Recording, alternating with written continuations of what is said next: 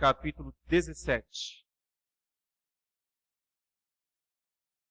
Apocalipse, capítulo 17. Inicialmente ler o capítulo todo, 18 versículos. A palavra de Deus diz: Veio um dos 7 anjos que tem as 7 taças, e falou comigo dizendo: Vem, mostrar-te-ei o julgamento da grande meretriz, que se acha assentada sobre muitas águas, com quem se prostituíram os reis da terra, e com o vinho de sua devassidão, foi que se embebedaram os que habitam na terra.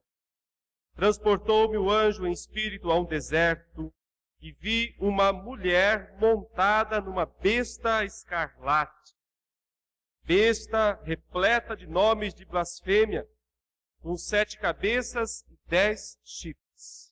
Achava-se a mulher vestida de púrpura e de escarlata, adornada de ouro, de pedras preciosas e de pérolas, tendo na mão um cálice de ouro transbordante de abominações, e com as imundícias da sua prostituição.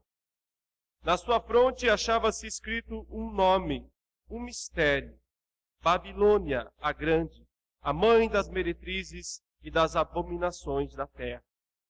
Então vi a mulher embriagada com o sangue dos santos e com o sangue das testemunhas de Jesus. Quando a vi, admirei-me com grande espanto. O anjo, porém, me disse: Por que te admiraste? Dir-te-ei o mistério da mulher e da besta que tem as 7 cabeças e os 10 chifres e que leva a mulher. A besta que viste era e não é. Está para emergir do abismo e caminha para a destruição. E aqueles que habitam sobre a terra, cujos nomes não foram escritos no livro da vida desde a fundação do mundo, se admirarão, vendo a besta que era e não é, mas aparecerá. Aqui está o sentido que tem sabedoria.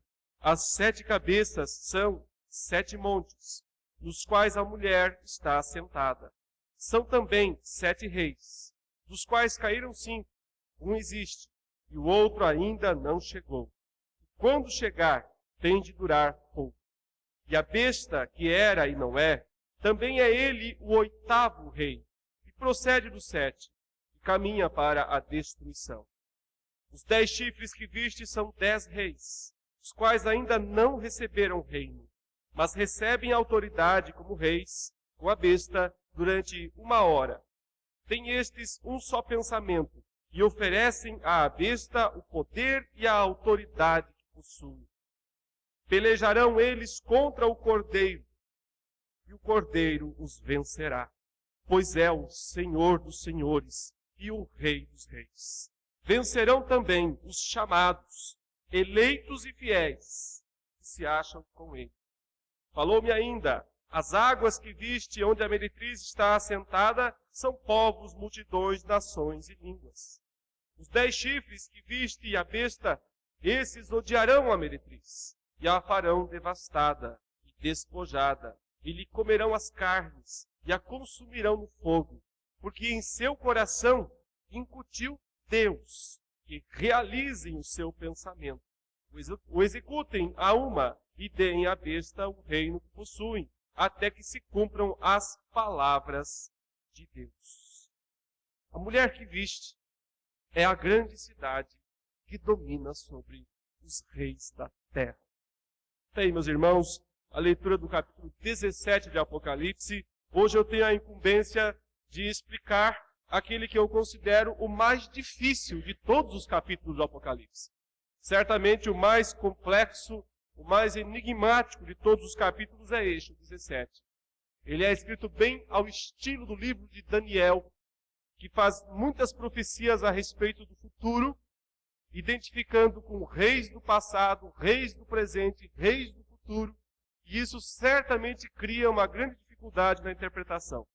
Ainda assim, nós vamos tentar entender o significado desta passagem que nos apresenta com todas as cores, e cores mesmo, como vermelho, como a cor do ouro, por exemplo, que são citadas na passagem, nos apresenta com essas cores o terceiro aliado do dragão.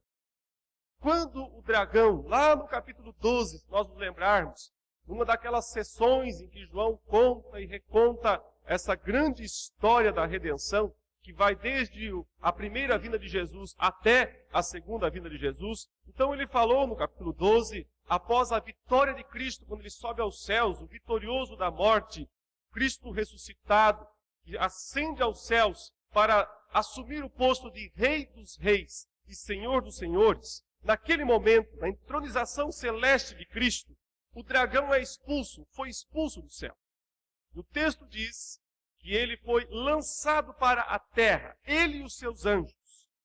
E ao descer a essa terra, o dragão se sente derrotado pelo poder de Cristo, o poder que venceu a morte, o poder que ressuscitou, o poder que subiu aos céus. Porém, o dragão, então, lançado à terra, começa a chamar aliados. Aliados para enfrentar, para perseguir a igreja. Esses aliados do dragão não são aliados contra Cristo. Eles não podem fazer nada contra o Senhor que está nos céus, reinando absoluto, vitorioso. Mas esses aliados vão perseguir a igreja na terra. E então o primeiro aliado do dragão foi a besta que subiu do mar. Ela é uma personificação dos poderes mundiais, dos reinos, dos reis. E no final, essa besta que surge do mar se encarna num homem, que é o anticristo. Portanto, nós vemos a existência do poder da besta ao longo de toda a história, agindo, perseguindo os crentes, porém, no fim dos tempos, um pouco antes da segunda vinda de Jesus, essa besta se encarna, digamos assim, numa pessoa, num ser humano, num homem, que se apresenta como aquele que quer ocupar o lugar de Cristo, ou aquele que quer combater Cristo. Por isso, a expressão anticristo. O segundo aliado do dragão foi a besta que sobe da terra. Está lá no capítulo 13, né? As duas bestas são descritas no capítulo 13. Se a primeira besta é o poder militar, o poder político, o poder econômico, o poder coercitivo, o poder da força, que oprime, que persegue, que mata as pessoas que são fiéis a Deus, a segunda besta parece um cordeiro, ou seja, ela tem semelhanças com Jesus. Porém, só até que ela abra a boca, porque quando ela fala, não é o cordeiro que está falando, é o dragão. Fala como o dragão. Portanto, a segunda besta é a religião que imita o cordeiro. É a falsa religião. São as seitas, são as heresias, são todas as religiões, o cristianismo falso, que se apresenta, são os falsos profetas, que se apresentam vestidos de ovelha, com peles de ovelha, mas por dentro são lobos vorazes.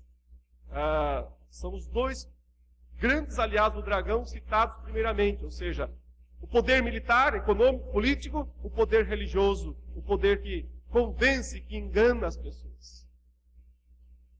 Nessas sessões que vão a partir do capítulo 12, especialmente nas duas últimas que nós vimos, entre os capítulos 14 e 16, ele menciona brevemente o terceiro aliado do dragão, a grande meretriz, a Babilônia. Duas vezes ele menciona rapidamente dizendo, caiu, anunciando, antes de apresentá-la, que ela viria a cair. E finalmente, então, chega o momento de João apresentar à igreja o terceiro e, de certa forma, o pior dos aliados do dragão para tentar destruir a igreja.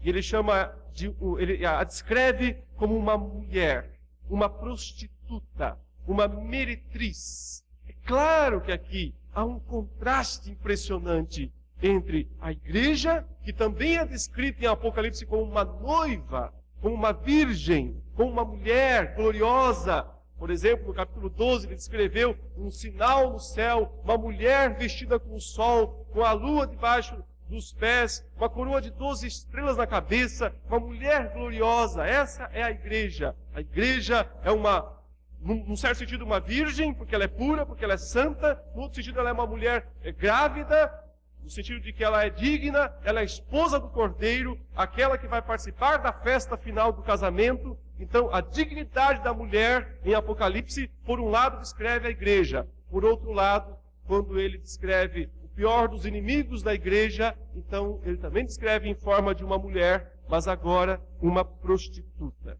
Será interessante nós seguirmos o texto e tentarmos olhar os detalhes da passagem para entendermos. O verso 1 diz: Veio um dos 7 anjos que tem as 7 taças e falou comigo dizendo: Vem, mostrar-te-ei o julgamento da grande meretriz, que se acha sentada sobre muitas águas.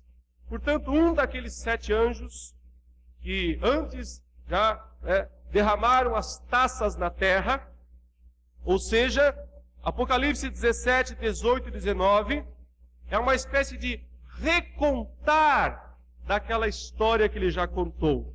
Mas agora, enfatizando um aspecto específico dessa história já contada, que é justamente aquele anúncio feito na 7ª taça, quando ele disse que Babilônia ia beber do cálice da ira de Deus. Portanto, agora, nessa penúltima sessão do livro, estamos na 6ª vez que ele está contando essa mesma história, faltando depois só a última vez nos capítulos 20 a 22, agora o foco é a queda de Babilônia. Mas antes, ela vai ser apresentada. O anjo diz para João: Vem e eu vou te mostrar o julgamento dessa grande meretriz, essa grande prostituta, que se acha sentada sobre muitas águas. Águas, aqui, como ele próprio vai interpretar depois, ele diz: são povos, são nações, são reinos, são línguas, ou seja, o mundo inteiro, toda a terra, toda a humanidade. A meretriz se acha entronizada, essa é a ideia. Ela está entronizada sobre todo o mundo. Ela é a verdadeira rainha deste mundo. Esta é a grande meretriz. O que ela significa? Ela tem muitos significados, não apenas um. O texto, inclusive, no capítulo 17, dá vários significados para ela. Mas se tivéssemos que resumir numa só frase o significado da grande meretriz, nós diríamos que ela representa a busca humana pelo prazer. A busca humana pelo prazer, que é oferecido ao homem a partir do mundo inteiro, como um instrumento de Satanás, como um instrumento do dragão, para manter os ímpios na incredulidade e para desviar os crentes da santidade. Essa é a função da grande meretriz. É o sistema do prazer. O prazer que o mundo oferece nas suas várias valências, nos seus vários aspectos, e que tem o objetivo de manter o mundo escravizado no pecado e desviar os crentes da santidade de Deus. Esse é o terceiro aliado do dragão, e aí a gente vê que ele realmente tem uma estrutura completa. O poder político, militar, econômico, a força, primeira besta. O poder religioso, o sedutor, os sinais, os milagres, a mentira, o erro, segunda besta. O prazer, busca pela satisfação, por satisfazer os instintos, Babilônia. São esses os 3 aliados do dragão. Dificilmente uma pessoa vence os 3. Quem não cai pela primeira besta, às vezes cai pela segunda besta. Quem vence a primeira e a segunda, se deixa vencer pelos prazeres, pela oferta de satisfação pessoal que o mundo oferece. Mas vamos concentrar a atenção na meretriz, na Babilônia. Veja que o texto diz que além de estar assentada sobre muitas águas, que é o mundo inteiro, nações, línguas, tribos, diz no verso 2 que com ela se prostituíram primeiramente os reis da terra. Os reis quer dizer os chefões, os governantes do mundo. Quer dizer, é só isso que eles querem. É só isso que eles buscam. O prazer. Experimentar o prazer deste mundo.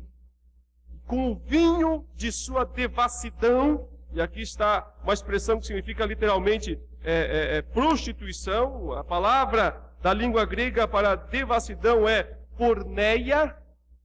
Nós ouvimos isso em expressões como pornografia, por exemplo. Ela significa especialmente prostituição, relação sexual ilícita, adultério, fornicação, homossexualidade, lesbianismo, relação sexual com animais.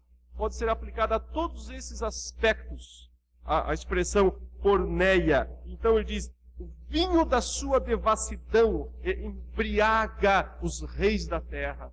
Não só os reis da terra, mas também os que habitam na terra. Foi que se embebedaram os que habitam na terra. Não só os reis, mas todos os habitantes da terra. Portanto, está descrita em primeira mão Babilônia. Quem é ela? Ela é aquela que, através da sua prostituição, que envolve todos esses aspectos listados há pouco, embebeda, embriaga os chefes e os subalternos também. Os reis, mas também todos os habitantes da terra. Em seguida, então, o verso 3 diz, transportou-me o anjo em espírito a um deserto. E aí João vai ver com seus olhos, né? Ainda que seja uma visão espiritual, mas ele vai ver a Babilônia e ele vai ficar espantado com a descrição. É a primeira vez que nós vemos o próprio João dizendo assim que ele se espantou.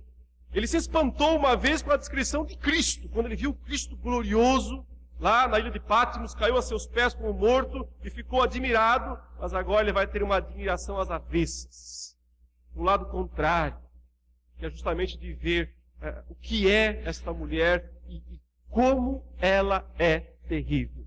Diz aí que ele vê então no deserto, ou seja, o ambiente é esse. É um ambiente de secura, de carestia, um ambiente em que tudo é fabricado. Parece glorioso, mas o que no fundo é isso, um deserto. Quem segue isso não pode esperar fontes de água viva, não pode esperar jardins floridos. Essa é a vida do deserto. Ele diz, e vi uma mulher montada numa besta escarlata. Essa é a cena.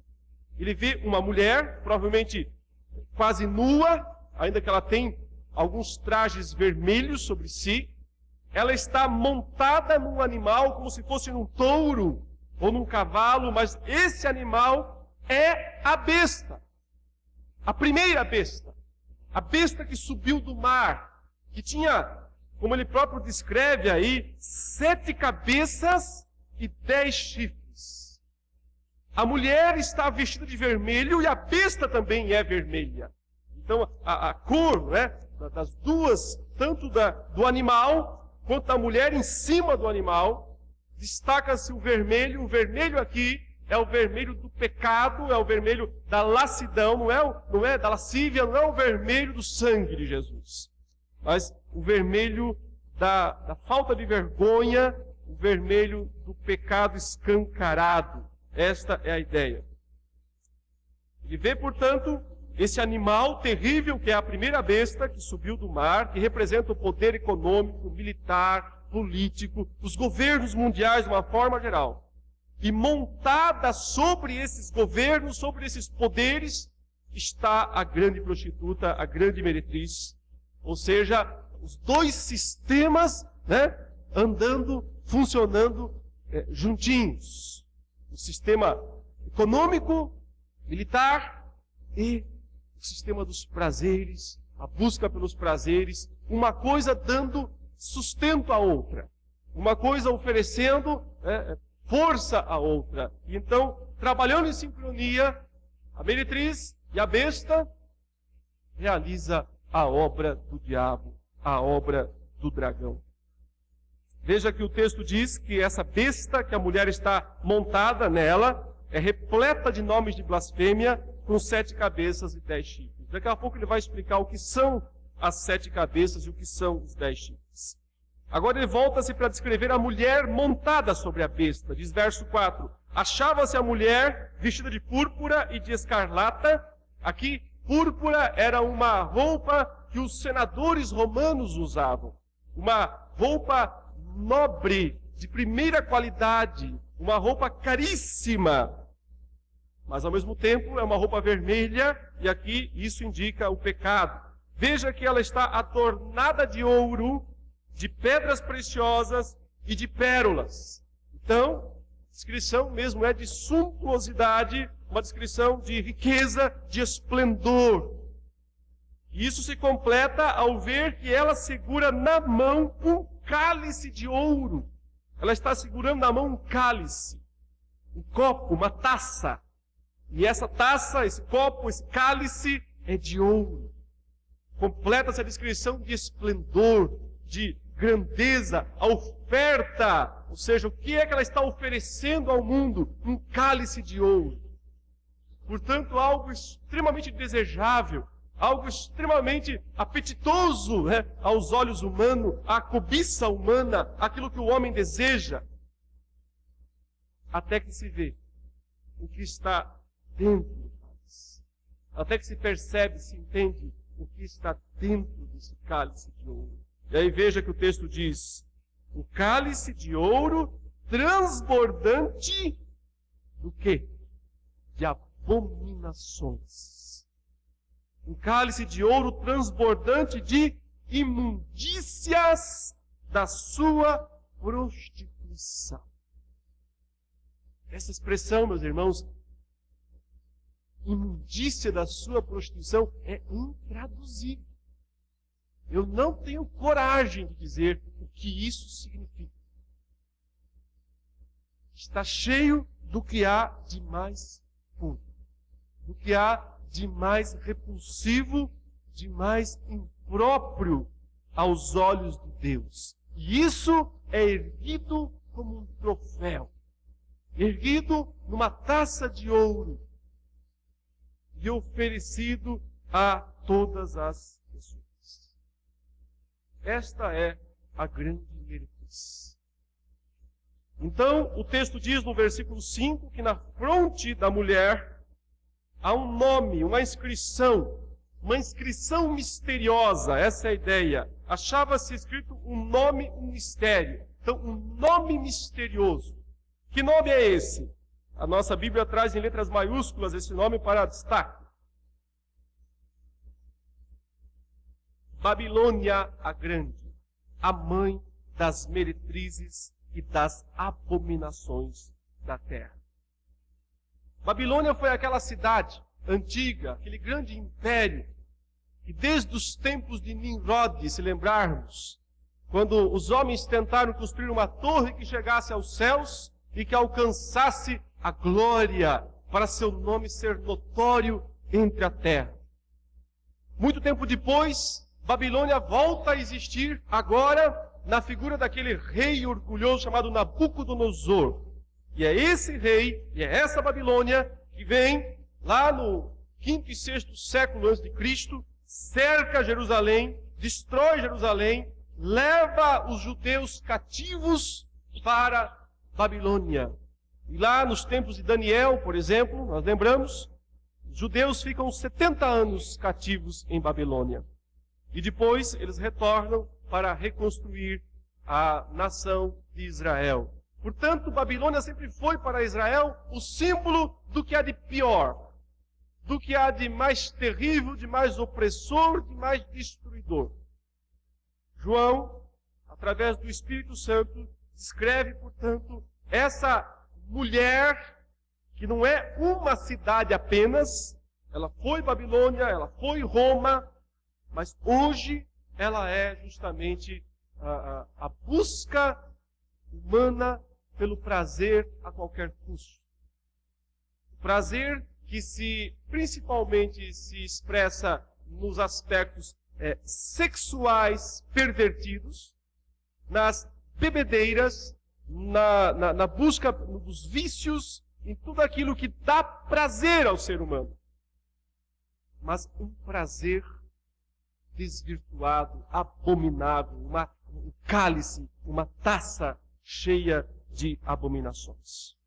E para complicar, para piorar a descrição, e é isso que vai causar o espanto em João, o versículo 6 diz: então vi a mulher embriagada. Ela também está embriagada, mas não é com a taça que ela segura. Ela embriaga os homens. Ela própria está embriagada com outra coisa. O texto diz: com o sangue dos santos e com o sangue das testemunhas de Jesus. E aí é que João se espanta. O texto diz: e quando a vi, quer dizer, quando eu vi essa cena, essa mulher em cima daquele animal, montada naquela besta, embriagada, segurando uma taça na mão, cheia de abominação, embriagada com o sangue dos santos, eu quase tive um ataque, João fala. Eu fiquei admirado, um grande espanto. Por que o grande espanto? Porque João entendeu o que é que a busca pelo prazer, causa com os crentes? Morte, sangue. Qual é o objetivo? Qual é a intenção? O que acontece no fim? Para onde leva esse caminho? Morte, sangue, é destruição. Ele entendeu qual é a sede desta mulher.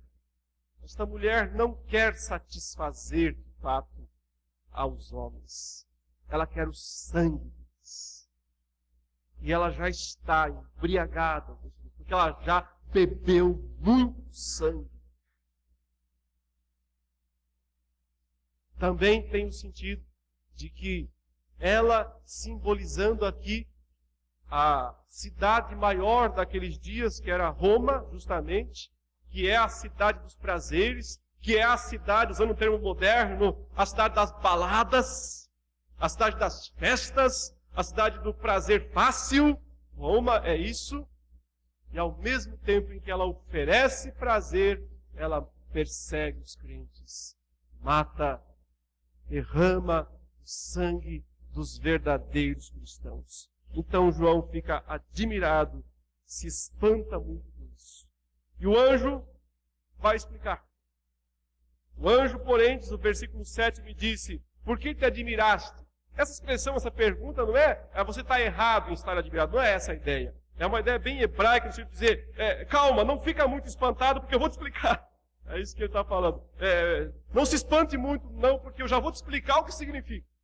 Então, não te admire demais, porque eu já vou te dizer. Dir-te-ei o mistério da mulher e da besta. Vou explicar as duas coisas agora para você. Tanto quem é essa mulher, quanto quem é essa besta na qual ela está montada. Essa besta que tem as 7 cabeças e os 10 chifres e que carrega a mulher. E aí ele começa a explicar primeiro quem é a besta. E agora nós teremos a melhor explicação até aqui de quem é a besta que sobe do mar, o primeiro aliado do dragão. Ele descreve da seguinte maneira: a besta que viste era e não é mais, essa é a ideia. Era e não é. Está para emergir do abismo e caminha para a destruição. Então, ele marca aqui 4 estágios, 4 etapas da história da besta. Era, nesse exato instante não é, vai aparecer e será destruído. Difícil de entender, não é? Temos que lembrar que lá no capítulo 13, quando ele descreveu a primeira besta, disse que uma das suas cabeças foi ferida de morte. E que essa cabeça ferida de morte, um tempo depois, ressuscita, volta à vida, uma das suas cabeças. E então, com isso, ela conquista do mundo a admiração. Quando o Senhor Jesus ressuscitou, e subiu aos céus, e pegou o livro da mão direita de Deus. Naquele instante, céus e terra se prostraram perante ele. Todo o céu se prostra diante dele. Porque naquele momento ele foi coroado Rei dos Reis e Senhor dos Senhores. Aquele momento em que ele disse: toda a autoridade me foi dada nos céus e na terra. Foi nesse instante que toda a autoridade foi dada a Jesus no céu e na terra. Esse é o instante em que ele pisa a cabeça da serpente, conforme Gênesis 3,15. Através da sua morte, sua ressurreição, sua subida aos céus. Esse é o instante em que uma das cabeças da besta, do aliado do dragão, é esmagada também. Qual é o sentido disso? É o sentido de que esse é o momento em que o Evangelho pode ser pregado no mundo inteiro, a todas as nações. Porque o poder maior da besta, o poder maior do dragão foi esmagado.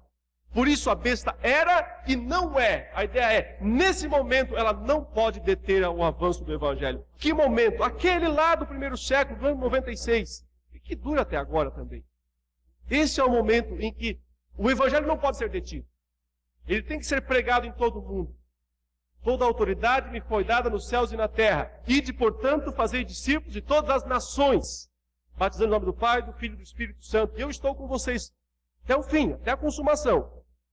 Então, qual é o sentido dessa besta ter uma de suas cabeças esmagada? O sentido do dragão ter sido deposto dos céus? O sentido de que ela era e não é, mas está para voltar? Essa é a ideia. Era, não é. Nesse exato instante, Cristo quebrou o poder dela. Cristo quebrou o poder do dragão. Nesse exato instante, o Evangelho é o cavaleiro branco do primeiro selo. Saiu vitorioso para vencer. Ninguém pode detê-lo em toda a terra. Mas daqui a pouco, a cabeça ferida da besta ressurge.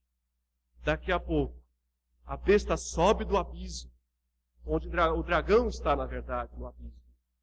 E então, ela se personifica num homem, o anticristo.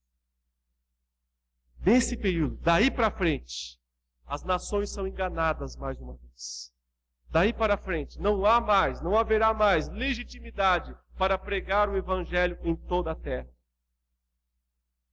Mas ao mesmo tempo o texto já diz, o fim dela é a destruição.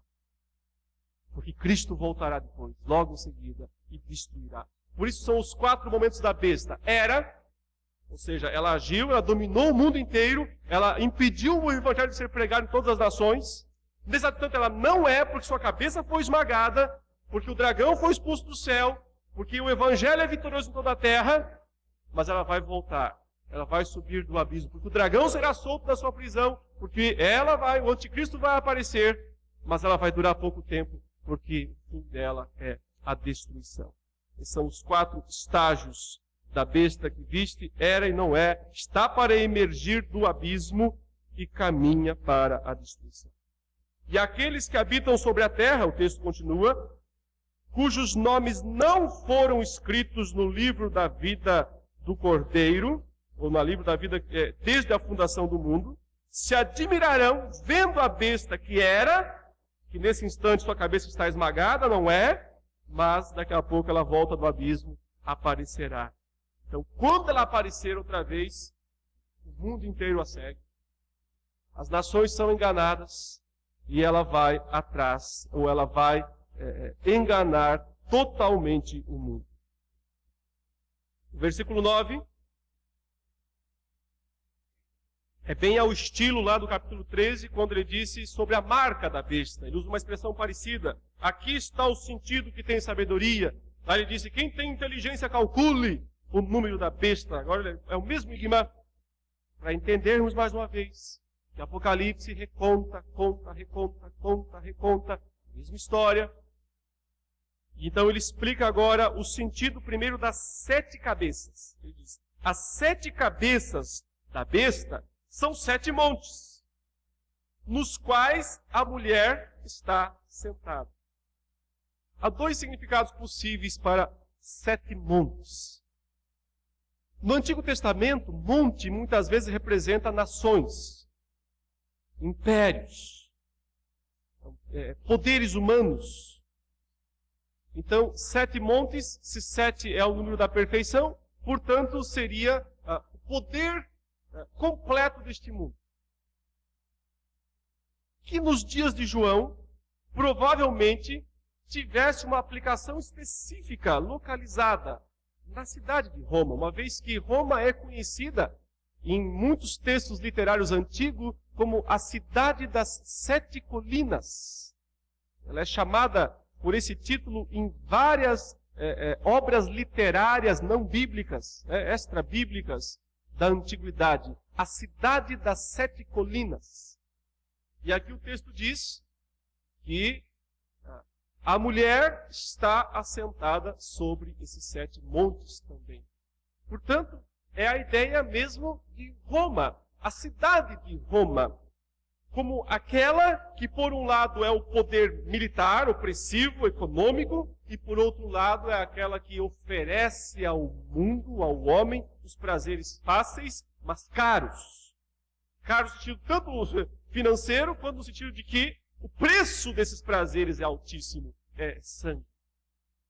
Quando ele vai descrever com mais detalhes a queda de Babilônia no capítulo 18, nós veremos em breve, ele descreve as mercadorias finas de Babilônia, as coisas que o ser humano deseja, as coisas refinadas da vida.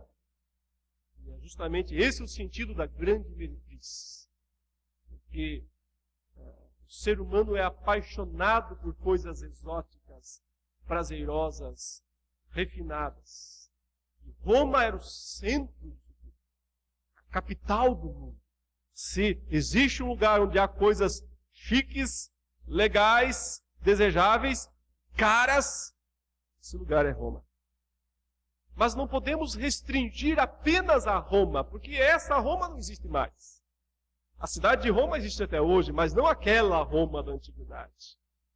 Mas esses 7 montes, essas 7 colinas, estão em cada uma das cidades do mundo, onde sempre há ofertas para as pessoas, onde as pessoas sempre são apresentadas às coisas ilícitas, porém prazerosas, em qualquer lugar do mundo. Mais detalhes, ele diz ainda, são também 7 reis. Então veja como o Apocalipse é simbólico, é um livro simbólico. Uma mesma coisa pode ter 2 interpretações. Quer dizer, no sentido, as 7 cabeças são 7 montes. No outro sentido, são 7 reis. E aí vem a parte mais difícil. Dos quais ele diz, caíram 5.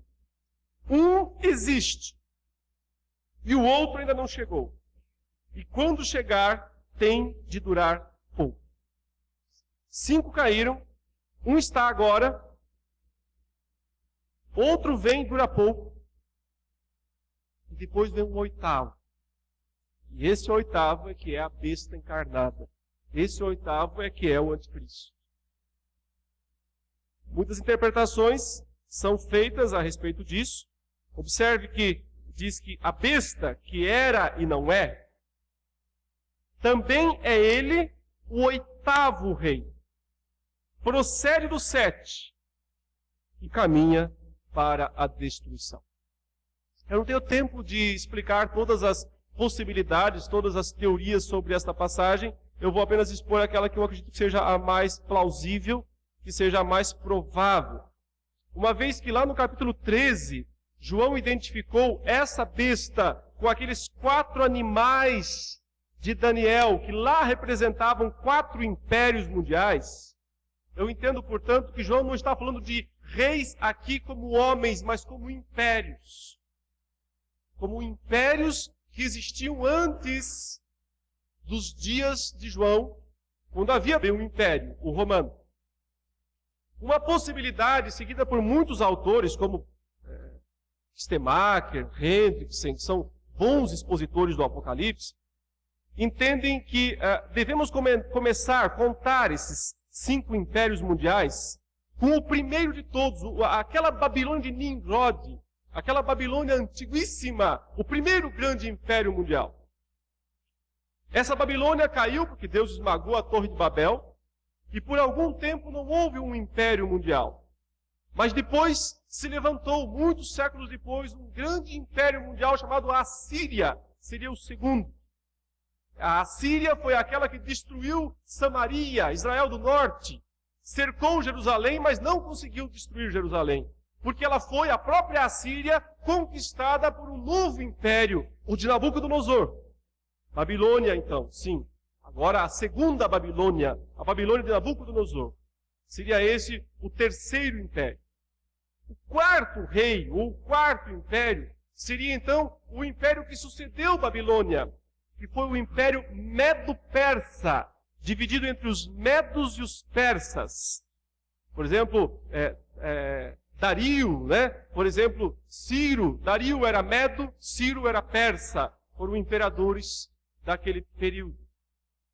Depois, o império greco-macedônio, o império de Alexandre. Alexandre o Grande, aquele que conquistou também todos os impérios anteriores e dominou um vasto território mundial.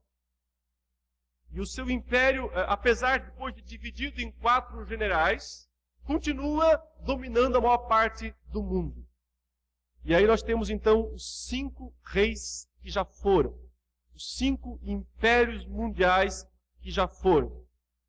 E existe então o sexto. E o sexto é justamente o Império Romano, que era o império dos dias de João, o império que durou pelo menos 5 séculos.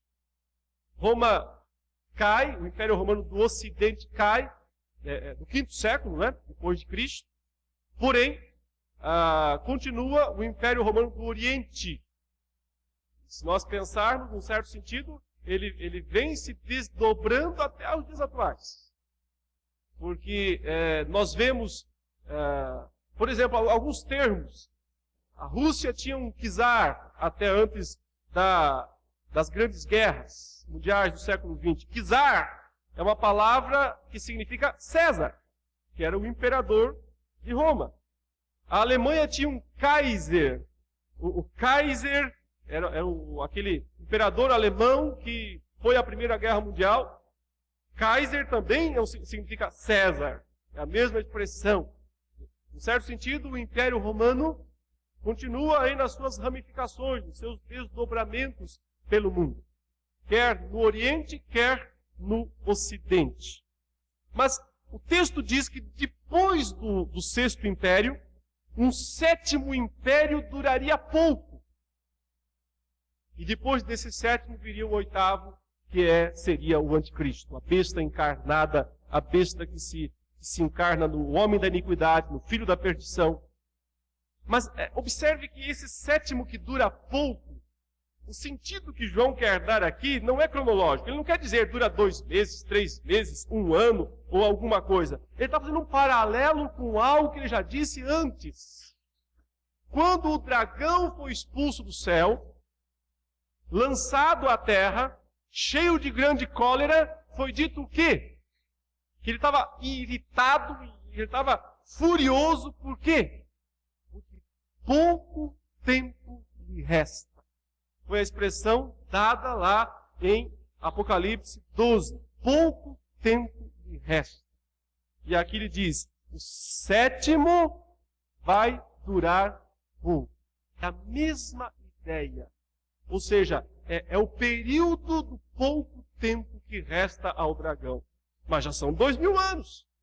Não é um tempo cronológico. Não é para a ideia de somar os anos. Não é isso. É apenas para entender, para lembrar que o dragão tem um período curto aos olhos de Deus. E esse é o período em que o 7º império, que provavelmente aqui seja uma junção de todos esses impérios mais ou menos mundiais que existem desde que Roma caiu. A verdade é que depois da queda de Roma nunca mais houve um império plenamente mundial, porque sempre há 2 ou 3 em oposição. Hoje no mundo, vamos dizer que existe um império maior, suponha, a América é o império maior do mundo? É, mas ele não é o único. Você tem que pensar que tem uma China, tem uma Comunidade Econômica Europeia, que tem uma Rússia. Então, não há um império unificador. A maior tentativa de haver um império unificador foi justamente o Império Alemão, com Hitler. Se vencesse na Segunda Guerra Mundial, teríamos novamente, provavelmente, um império mundial. Mas ele não venceu, não conseguiu. Então, esse sétimo que dura pouco também tem essa ideia de que nenhum império consegue, nesse período, ter plena supremacia.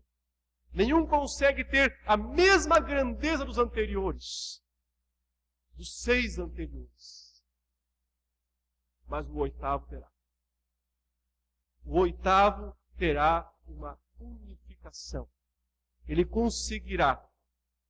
Ele reunirá. Veja que o texto diz, o oitavo procede dos 7.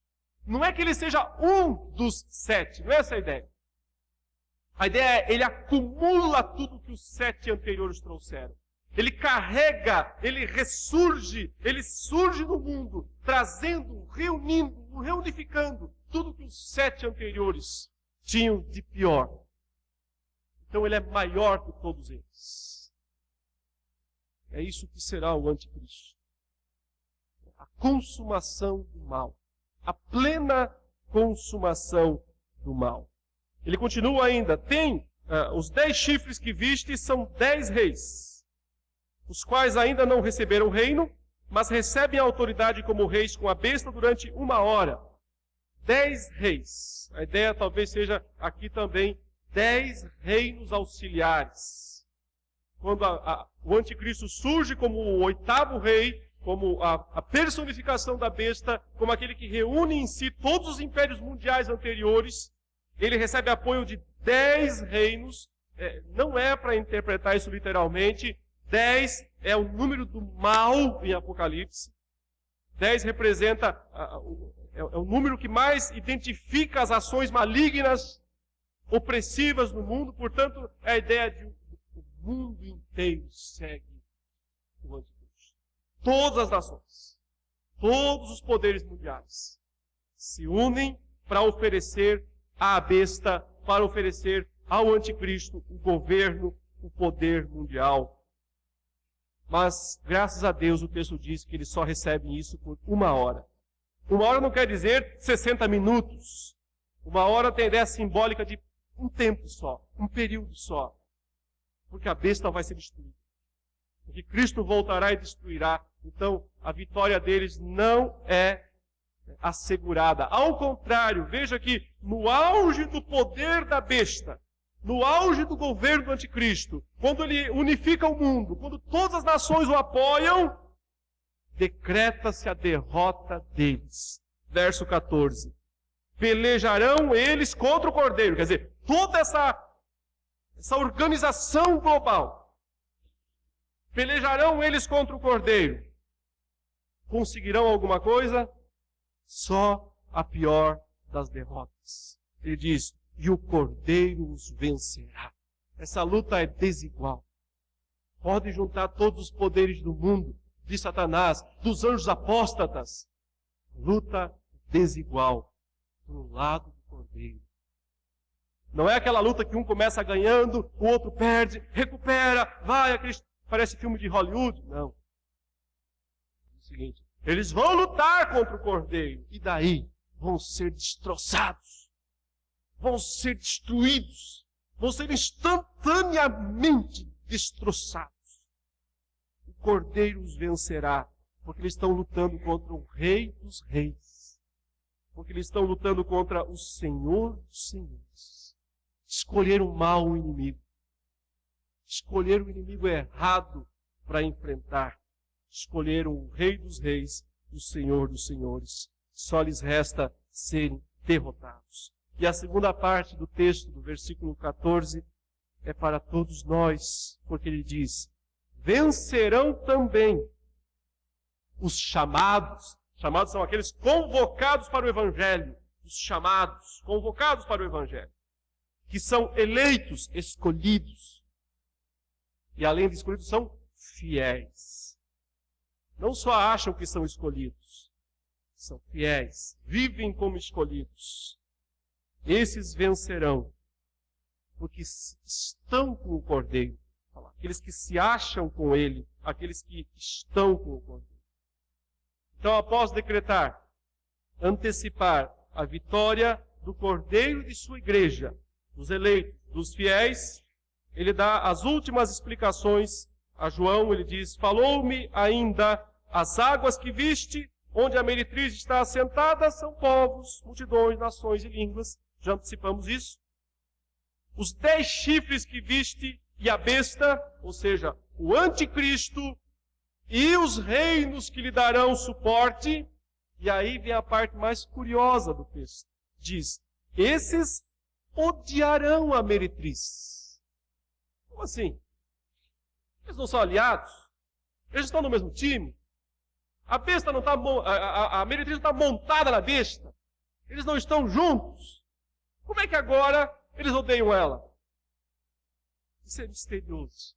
É uma coisa muito misteriosa que nos aponta em várias direções. Primeiro, que realmente não existe aliados entre os malignos. No fundo, é cada um por si. No fundo, não existe verdadeira fraternidade entre maus. Eles podem ser colegas, eles podem se unir temporariamente, mas o que eles querem mesmo é um devorar o outro. Não existe verdadeira aliança entre as forças das trevas. Esse é um sentido aqui que a passagem nos permite entender. O outro sentido, talvez seja a ideia, o ódio que surge no coração dos reis da terra para com a meretriz, porque talvez seja aquele momento final em que eles caem em si, em que eles percebem: olha, nós investimos toda a nossa vida nisso, nos prazeres, nos feitos, nas realizações. Nós achávamos que tudo o que restava da vida, que o que havia de melhor era isso. Está vendo? Isso foi a nossa causa da queda, da ruína, da destruição. Então eles criam um ódio por aquilo. Tarde demais. Tarde demais. Não haverá qualquer tipo de chance para eles depois disso. Tarde demais. Deviam ter saído dela enquanto havia tempo, né? O capítulo 8 vai falar para a igreja: sai dela, povo meu. Abandone Babilônia enquanto é tempo. Depois não adianta odiar Babilônia. Se ficou dentro dela. E quando ela for destruída, será destruído junto. Aí não adianta odiá-la. É tarde demais. Ainda uma nota final aqui é interessante demais, porque o verso 17 reforça a soberania de Deus, que diz: porque em seu coração, no coração desses reis do mundo, Deus incutiu que realizem o seu pensamento, o executem unidos, uma falsa união, e deem à besta o reino que possuem, até que se cumpram as palavras de Deus. Isso é extraordinário. Nada está fora de controle. Todo esse caos no mundo, toda essa efervescência dos poderes satânicos agindo em conluio, brigando entre si, devorando o mundo, tudo isso acontece porque Deus decretou, porque Deus disse: vocês aí perversos, façam isso. É aquilo que Lutero estranhamente dizia, mas com sentido verdadeiro. Ele dizia: o diabo é o diabo de Deus. É aquele que no fim das contas faz o que Deus quer. Embora ele na sua maldade, embora ele na sua arrogância pense que está fazendo apenas a sua maldade, Deus diz: você está fazendo o que você quer, mas em última instância você também faz o que eu, para o controle de todas as coisas. Porque Deus não pode perder as rédeas do mundo. Deus não pode perder o governo sobre a terra. Ele diz para que no final se cumpra a palavra. As palavras de Deus. Verso 18. A mulher que viste é a grande cidade que domina sobre os reis da terra. Em outras palavras, João, para vocês, ela é Roma. Agora você sabe quem são os seus inimigos. E, na verdade, Roma, como capital do mundo naqueles dias, reunia os 3 inimigos, os 3 aliados do dragão. A primeira besta, o poder militar, econômico, político. A segunda besta, a falsa religião, né, a sedução da falsa religião. E Babilônia, a oferta de prazeres, a oferta, né, das festas e de tudo aquilo que apetece e agrada ao ser humano. Tudo isso estava ali em Roma. Tudo isso está aqui em São Paulo. Tudo isso está em qualquer das cidades deste mundo, onde os crentes precisam viver e testemunhar verdadeiramente o Cristo que conhece. E onde não é fácil fazer isso, por todas as pressões que estão sobre nós. Mas tenhamos alento por causa do versículo 14. Tenhamos alento por causa desse versículo, porque ele garante a nossa vitória. Cristo é o Rei dos Reis, é o Senhor dos Senhores. Se estivermos com Ele, o texto diz, venceremos. Que Deus nos abençoe, irmãos, em nome de Jesus. Amém. Vamos orar e já nos prepararmos para a ceia do Senhor. Santo e eterno Deus de amor e de misericórdia, confessamos diante de Ti, reconhecemos agora os nossos pecados. Sim, ó Deus, somos Teus filhos, mas tantas vezes também somos fascinados por Babilônia. Tantas vezes também olhamos para este mundo com seus prazeres e oferta fácil de prazeres. E tantas vezes pensamos que estamos perdendo alguma coisa por estarmos contigo, por abrirmos mão das coisas impróprias. Mas agora, lendo a Tua palavra, percebemos que não perdemos nada. Pois que isso se é um cálice de ouro, mas o que está dentro dele são só abominações. Permita, Senhor, que possamos agora beber o verdadeiro cálice, não o das imundícias, mas aquele que tem o sangue precioso de Jesus Cristo, simbolizado nesse fruto da videira, que mostra o sangue derramado pelos nossos pecados. Possamos comer também do pão, que simboliza o corpo de Cristo. E por causa dos nossos pecados foi crucificado. E agora pode nos dar o verdadeiro alimento que sacia a nossa alma. O que nada mais neste mundo consegue fazer. Alimenta o Teu povo nesta manhã, fortalecendo-o em santidade, crescendo em graça e em conhecimento de Deus. Santifique os elementos, o pão e o vinho, ó Deus, consagre-os para o Teu uso e para a bênção do Teu povo nesta hora, perdoando todos os nossos pecados. Em nome de Jesus. Amém.